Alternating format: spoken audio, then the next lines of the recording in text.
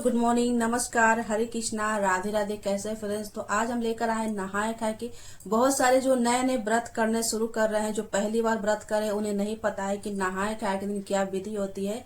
तो नहाए खाए के दिन जल्दी सुबह उठना चाहिए और पवित्र नदियों में स्नान करना चाहिए। अगर आसपास पवित्र नदी नहीं है तो आप घर पर गंगा जल मिलाकर स्नान कर सकते हैं। करने के बाद जित भगवान की पूजा की जाती है, करती हैं। और इस दिन जो है सात्विक भोजन करना चाहिए। कोई भी मांस मंदिरा घर में ना करे। तामसिक भोजन नहीं बनानी होती है, बिल्कुल सात्विक भोजन बनानी होती है। और 5 प्रकार के जो है सब्जी बना सकते हैं। तो 5 प्रकार की सब्जी में कौन कौन आती है, जैसे कि झिगनी जानते होंगे, नेनुआ जानते होंगे, और एक तोरई जानते होंगे। कद्दू के सब्जी बना सकते हैं, और भी आलू गोभी की सब्जी बना सकते हैं। बैगन नहीं बनाना है, बैगन छोड़कर और भी सब्जी जो कि मार्केट में जो मिल जाती है आपको।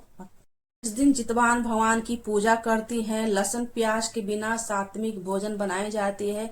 और 5-7 प्रकार के सब्जियां बनाई जाती हैं, जैसे कि नेनू की सब्जी हो जाती है, और लाल वाली साग हो जाती है, और झिगनी की साग होती है, तोरई की साग होती है, पोई की साग होती है, जो हरे वाले कटुआ साग बोलते हैं। क्योंकि हमारे तरफ ये सारे चीज मिलते हैं, तो आपके तरफ अगर नहीं मिलते तो कम से कम तोरई की सब्जी और नेनू की साग जरूर बनाइएगा। अगर 5 प्रकार के 7 प्रकार के सब्जी नहीं बनाना चाहते हैं तो एक ही सब्जी में सारे मिलाकर बना सकते हैं। अगर आप छोटे फैमिली है, ज्यादा बड़ा फैमिली नहीं है, इतने सारे सब्जियां नहीं बना पाए, तो एक ही सब्जी में सारे मिलाकर बना सकते हैं। बैगन नहीं बनाना है, आलू गोभी की सब्जी बना सकते हैं। और सलगम नहीं बनाना है, आलू गोभी के मैंने बताया, आलू गोभी की सब्जी बना लीजिए बैगन छोड़कर। और जो एक बोरो आते हैं वो बना सकते हैं। अगर आप 5 प्रकार के 7 प्रकार के सब्जी नहीं बनाना चाहते हैं तो क्या करें, थोड़ा सा सब्जी एक ही साथ में आप मिलाकर बना लें, ताकि आपके 5 प्रकार 7 प्रकार के सब्जी एक ही साथ आपको मिल जाए। क्योंकि इस दिन जो है हमारे जो पूर्वजों भी आते हैं, क्योंकि 15 दिन के लिए हमारे पितृपक्ष में ये जित भगवान की पूजा होती है, और जित पुत्रिका की पूजा होती है, जितिया की पूजा होती है, खरजितिया की पूजा होती है इसी पितृपक्ष में। क्योंकि हमारे पूर्वजों जो है ना साक्षात जो है धरती पर उतारते हैं 15 दिन के लिए, इसलिए जो है ना ये सारे चीज बनाने की बोला जाता है हमारे शास्त्र में। जैसे कि हमारे जो भी हिंदू सनातन धर्म में है, जो भी ये जितवाहन भगवान की पूजा करती हैं, जो जितिया की व्रत करती है, उन्हें सब कुछ जैसे कि पता है। अगर आपको नहीं पता है तो ये चीज आप हमारे इस वीडियो में देखकर जान सकते हैं कि कैसे जितिया में जो है नहाए खाए की जाती है। तो चलिए, ये तो होगी जैसे कि सवेरे में नहाने के बाद भोजन कैसे बनाना है। तो ये तो हो गई भोजन बनाने की बात। और इस दिन ना चने की दाल बनाइए, मसूर की दाल नहीं बनाना है, अरहर की दाल भी नहीं बनाना है, राजमा भी नहीं बनाना है। चने की दाल बना सकते हैं, मूंग दाल बना सकते हैं, ये दोनों दाल जो है शुद्ध होती है, ये दाल बना सकते हैं। बेसन भी बना सकते हैं, बेसन की करी झोर मई बना सकते हैं। हालांकि इस दिन तो बेसन की करी नहीं बनती है, पारंग दिन जो है बनती है। तो इस दिन सिर्फ सब्जियां की जो महत्व होती है, जैसे कि मैंने बता दिया है, तोरई, लौकी, झिंगनी और आलू गोभी की सब्जी, ये सारी चीज आप 5 प्रकार के बना सकते हैं। 5 प्रकार के तो कम से कम 2 प्रकार के जरूर बनाइएगा। अगर इतने सारे नहीं बना पाते हैं, बीमार है, नहीं कर सकते हैं, तो सारे सब्जी ना थोड़ा थोड़ा एक ही सब्जी में बना लीजिए। ऐसे भी बना सकते हैं, ये भी सबसे ज्यादा उत्तम होगा। तो इस तरह से सब्जी बना लीजिए। पूरी, पुआ, रागनी की रोटी, पूरी बनती है, जैसे कि कट्टू के आटा बोलते हैं, कहेंगे कट्टू के बोलते हैं, रागनी के बोलते हैं, हम लोग मरुई के आटा भी बोलते हैं। तो मरुई के आटा के पुआ भी बना सकते हैं, उनकी रोटी कचौड़ी बना सकते हैं। साबूदाना की भी जो है उसमें फेंट कर बनती है। मुझे ये रेसिपी आती है, तो अगर पहले बना पाऊं तो मैं रेसिपी शेयर कर दूंगी आप सभी के साथ। तो रोटी बना लीजिए, और छोटा छोटा जो है रोटी नहीं बना पाते हैं तो थोड़ा थोड़ा छोटा छोटा तावा पर जो है ना कढ़ाई में उसको फ्राई कर सकते हैं, जैसे कि पकौड़ी बनाते हैं उस तरह की भी आप पकौड़ी बना सकते हैं, पूरी बना सकते हैं।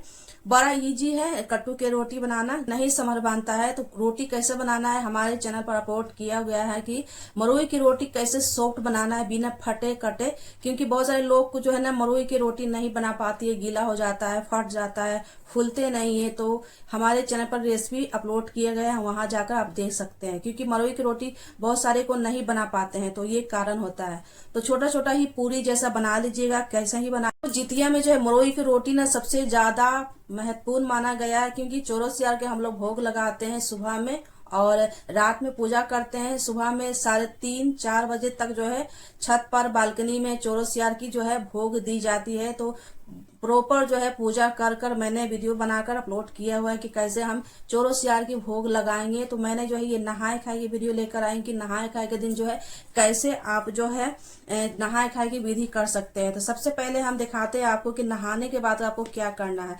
मैंने तो बता दिया है कि नहाने के बाद जो है किस प्रकार की सब्जी बनाई जाती है, कैसे नहाए खाए करना है। अगर पवित्र नदी में जा रहे नहाने के लिए और भी उत्तम है। आजकल तो बहुत ज्यादा पानी बढ़ा हुआ है गंगा जी में, तो मत जाइएगा, घर पर ही कोशिश करिएगा कि नहाने की कोशिश करिएगा, क्योंकि हर घर में तो गंगा जल होता ही है। थोड़ा सा पानी में गंगा जल मिला लीजिएगा, थोड़ा सा काला तिल भी मिला लीजिएगा, गुलाब जल है तो गुलाब जल मिला के नहा सकते हैं। गंगा जी हम नहीं बोलेंगे कि मत जाइए, क्योंकि अभी हर जगह जो है पानी का जो स्तर जो है बढ़ा हुआ है, पानी बहुत ज्यादा है गंगा जी के पास। हमारे तरफ तो बहुत लबालब जो है पानी हो रखा है, तो बहुत सारे लोग नहीं जाते हैं, क्योंकि सावन का महीना में गए थे और इसमें ना बहुत ज्यादा पानी स्तर जो है बढ़ा हुआ है। इसलिए कोशिश करें कि गंगा जी नहीं जाएं, तभी अच्छा होगा, क्योंकि दुर्घटना भी होती है। तो गंगा जी ना जाएं, कोशिश करें, क्योंकि जल स्तर बहुत ज्यादा बढ़ा हुआ है, हर तरफ बढ़ा हुआ है। पंजाब में सुने हुए हैं कि बहुत ज्यादा बारिश के कारण जो है ना मैं नहीं कहूंगी कि आप गंगा जी जाकर स्नान करें। कोशिश करें कि घर पर ही जो है ना गंगा जल मिलाकर पानी में थोड़ा सा काला तिल और गुलाब जल मिलाकर नहा लें। गंगा जी मत जाइएगा, क्योंकि गंगा जी नहीं जाइएगा। अगर आपके आसपास गंगा स्थल भरा हुआ है तो मत जाइएगा, घर पर ही कोशिश करिएगा स्नान कर लीजिए, क्योंकि कहते हैं कि मन चंगा कटौती में गंगा। तो घर पर ही गंगा को स्मरण करते हुए, नाम लेते हुए घर पर ही स्नान कर लीजिएगा। स्नान करते समय जो है ना उसमें काला तिल और गुलाब जल मिला लीजिएगा, गंगा जल मिला लीजिएगा, नहा लीजिएगा बहुत अच्छे से। और ये तो हो गया नहाने के बाद। तो चलिए अब जो है विधि, सबसे मेन बात जो है वो विधि हम बता देते हैं कि इस तरह की जो आती है झिगनी आती है। देखिए ये है झिगनी आती है, और ये भी झिगनी है। इससे भी छोटा छोटा वाली एक झिगनी आती है, ये बड़ा वाला झिगनी है। और एक इस तरह के छोटा छोटा झिगनी आती है, जो कि उसमें जैसे कि आप देखिएगा ना बहुत खराब रहता है, बिना छीले हुए बनती भी नहीं है। उसमें बहुत ऊंचा ऊंचा हाइट तरह का लाइनिंग रहता है। उस तरह का एक झिगनी आता है, छोटा छोटा पीस वाला एक झिगनी आता है। एक ये बड़ा वाला झिगनी आता है। एक ही आता है नेनुआ, जो कि ये सबसे महत्वपूर्ण माना जाता है। हर देश में ये नेनुआ का ये चर्चा होता है, क्योंकि इसके बिना जो है जितिया पूर्ण नहीं होती है। तो ये जो झिगनी है ना हर जगह मिल जाती है। झिगनी जो है ना छोटे साइज में भी आती है, ये बड़े साइज में आती है। और ये देख लीजिए, ये जो है ना हर क्षेत्र में इसका प्रसिद्ध है, क्योंकि इसके बिना तो जितिया वाहन का पूजा ही नहीं होता है, जितिया पुत्रिका की पूजा ही नहीं होती है, जितिया खेर का पूजा ही नहीं होता है। ये इसमें रोल इसका सबसे मेन है, क्योंकि ये इसका नाम है नोनी का साग। जिन्हें नहीं पता है तो देख लीजिए, इस तरह के जो है नोनी का साग होता है, जो कि बोलने में अजीब लगता है। तो पहले हम लोग जब बचपन में थे तो हम लोग की माँ बोलती थी कि हम बहुत सवाल करते थे कि ये आखिर नोनी के साग पड़ा ही क्यों है। तो हम लोग बहुत थोड़ा सा मजाक भी ले लेते थे, कि उतना नहीं जानकारी था बचपन में, मगर अब इसका जो है महत्व मुझे समझ में आ गया है। तो बचपन में थोड़ा सा इसको हंसी मजाक लिया जाता था, तो हम लोग खूब हंसा करते थे कि अक्सर ऐसा नाम पड़ा क्यों। तो आज तक किसी को पता नहीं कि इसका नाम पड़ा ही क्यों।